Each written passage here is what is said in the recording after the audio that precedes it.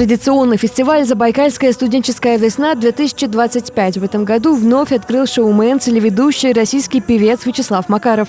Он приехал в Читу специально, чтобы увидеть самых талантливых студентов и подарить им путевку на Всероссийскую студенческую весну, которую однажды выиграл сам. Порадовали, в принципе, во всех номинациях ребята. Там очень сложный такой критерий оценки. И, возможно, будет немного лауреатов первой премии, да? Но зато в этом году у нас будет гран-при. Гран-при не только экспертного профессионального совета, но и гран-при студенческого жюри.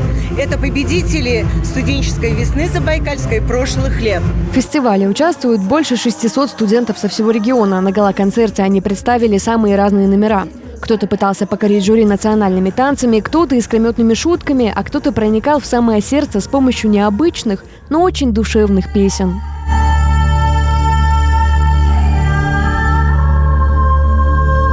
Ежедневные репетиции с самого утра и до поздней ночи с редкими перерывами на обед и сон. Именно так проходили дни у ребят перед гала-концертом. Несмотря на такой плотный график, у них нет ни капли усталости, ведь нужно выложиться на полную. Сегодня мы танцуем хореографию под названием «Минос». Он основан на уличном танце, который сочетает в себе различные стили. На самом деле это танец про наслаждение, про минуты удовольствия.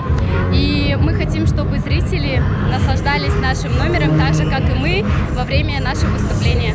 Танцами монгольским, по стилю монгольских обычаев, традиций. Жюри оценивало артистизм ребят, исполнение песен, постановку номеров, их умение держать себя на сцене. Очень многое зависело и от костюмов, но с этим критерием все справились на отлично. Многие создавали их своими руками и продумывали образ, чтобы блистать на сцене. Однако, по словам жюри, главным украшением студентов стали совсем не наряды, а природная харизма. Харизмой, настроем, уверенностью. Это народный танец, называется «Полянка». Мы долго над ним работали и отрабатывали, и вот сегодня покажем зрителю, на что мы способны.